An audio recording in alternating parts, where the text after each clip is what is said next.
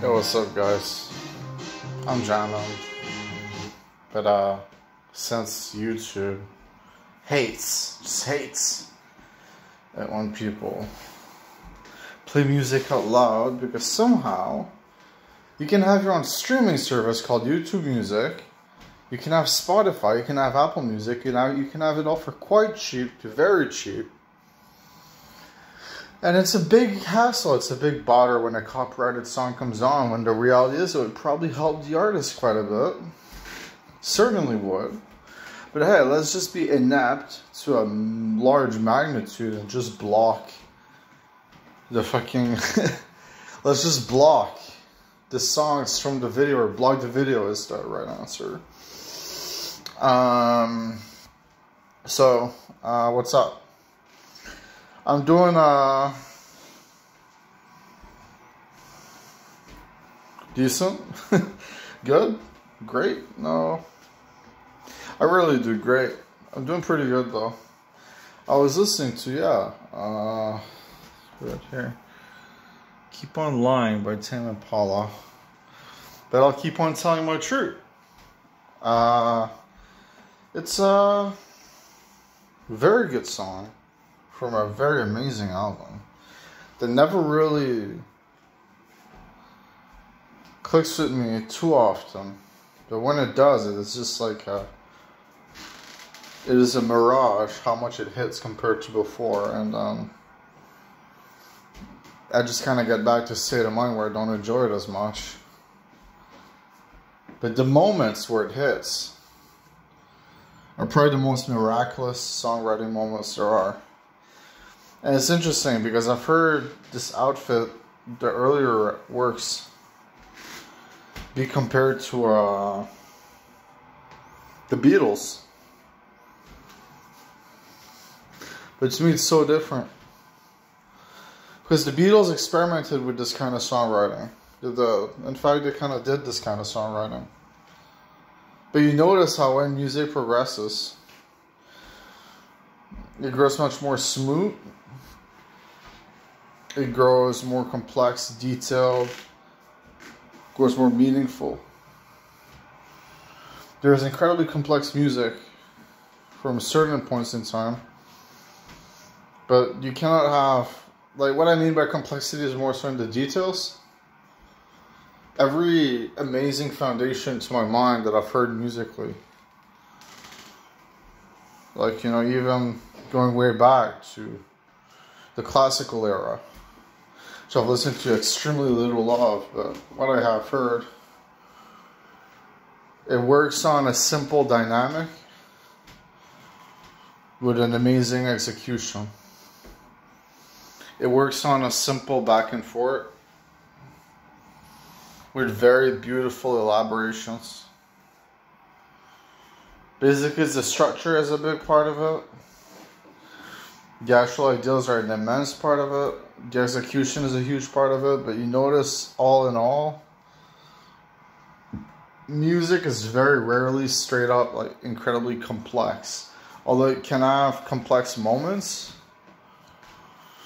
Such as, like, actually an interesting example would be in Tyler, the Creator's Earthquake, I think is the name of the song, where there's this piano at the start before the beat gets more simple, and that's a complex piece to me, even though it isn't accompanied by that much.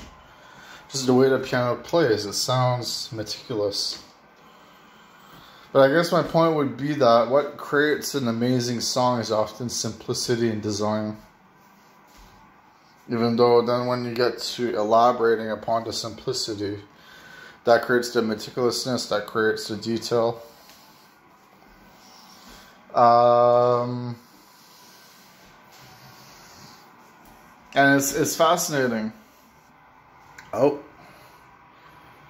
kind of. There's something in my beard. I can't spell it. Sorry about that.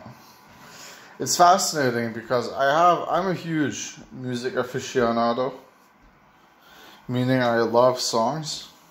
I adore songs. And within my quest of songwriting, because I haven't shown you any of my latest work, because to me it is kind of poor. In fact, it doesn't revolve around unfiltered, purely imagined creativity as much as it does more so a disingenuous attempt to actually formatize music and to create notes and to put them together in a way that makes sense. But what you notice about songs, so there's two kinds of songs. There's songs that are comfortable and there's songs that aren't as much. There's songs that are more like formulaically created. And that doesn't mean that those songs are necessarily simple. They can be complex in their design. But to follow a formula means to force yourself. And I don't believe in that. And that's felt like a lot of my latest music before I posted a few songs on SoundCloud that were actually quite good. Like 2 of them I love. This one song called Lively Soul has like guitar solos. And it's really quite beautiful. It's enchanting how it's done. And yeah. The truth is within the caricature of songwriting is a forced habit, but within the beauty of songwriting is a flow. And I really love that. I adore that. And that's what I'm aiming for. And I predict that in a few months I'll be a lot more like that. I predict it's just going to be like, you know, I feel like this is actually a perfectly summed up moment. If you've ever watched the anime Death Note, which the context doesn't work at all, but when Kira, I think is the name, yeah, is riding extremely quickly. He's like, he's riding so fast on the book. That's a complicated plot. I won't go into it. It's very complicated. But his writing flows. I kind of feel like writing has to be like that, you know? It has to be beautifully cohesive while still retaining spontaneity. Like you can, like a lot of brilliant artists and artists that I love overthink their work. I'm certain of that, and that's based on a few maybe stories I would have read, or just a hunch. Like, for example, I heard Disarm by Smashing Pumpkins, which is the latest song in my favorites, except for maybe one, but probably not. And it's amazing how the strings are. They're potent in their delivery.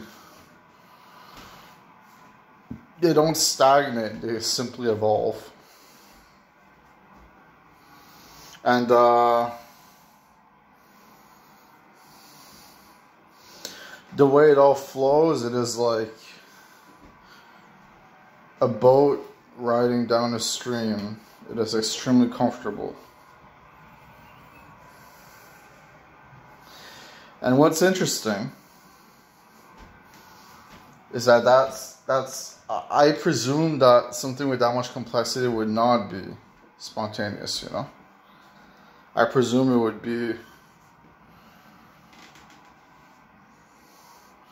beautiful within its thought, within its care. And, yeah.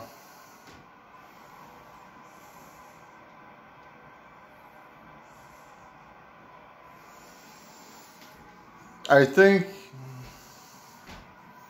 music is the most amazing shit ever, you know? Beyond a beautiful craft. It is gorgeous. And some songs don't resonate with me as emotional songs or heartfelt songs. Some of the songs in that category I can still enjoy. But there usually needs to be some kind of depth and detail, some kind of emotion, some kind of catharsis for me to actually wholly appreciate a work. And yeah, it's gorgeous. Because, well, maybe, you know, if I was born 50 years ago, I wouldn't really be enjoying music that much, like, compared to now. And that's interesting to me. It's almost like the songs modernized and came to be alive in the genuine sense as I grew up. Because all of the songs I listen to are pretty much from the last 20 years. So, you know. I'd say more like the last 30 actually, but yeah. Now that I think about it. It's quite beautiful. Last 30 years of music has been a home fucking run, dude. Some people hate the modern. Some people hate modernization of products. I love it for the most part. It only signifies an evolution and improvement. And that's a really good thing. That's an amazing thing. So yeah.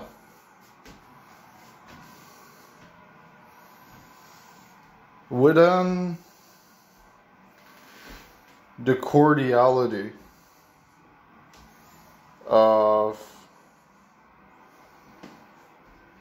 streamlining and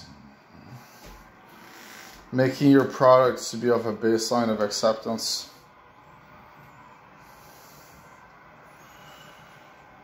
is a commonality within society.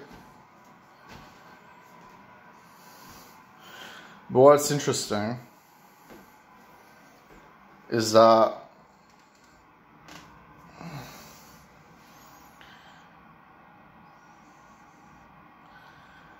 there is a disingenuity in that as well, but that's a lot more debatable. That's the debatable end of things.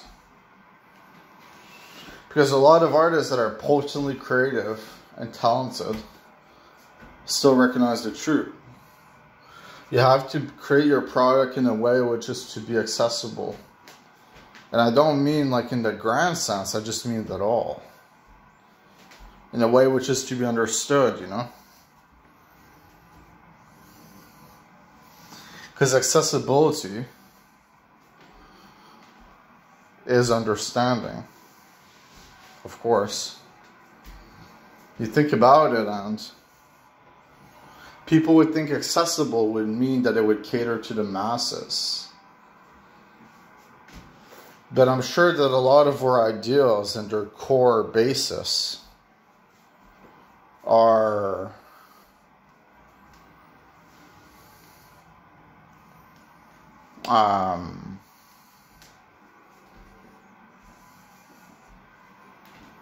perhaps not accessible. Perhaps they're redundant to the listening ear, or repetitious within their progression, or so on. And yeah, I think that's what I have to say. It's been 15 minutes, so thank you guys, and goodbye to you. I love you. You're the best person ever. Thank you for being one of the 4 viewers who watches me. Or maybe more like 20, 30. Hopefully in the future it will change. And it might. I always have a good feeling about the future. So thank you and goodbye. I love you. Goodbye.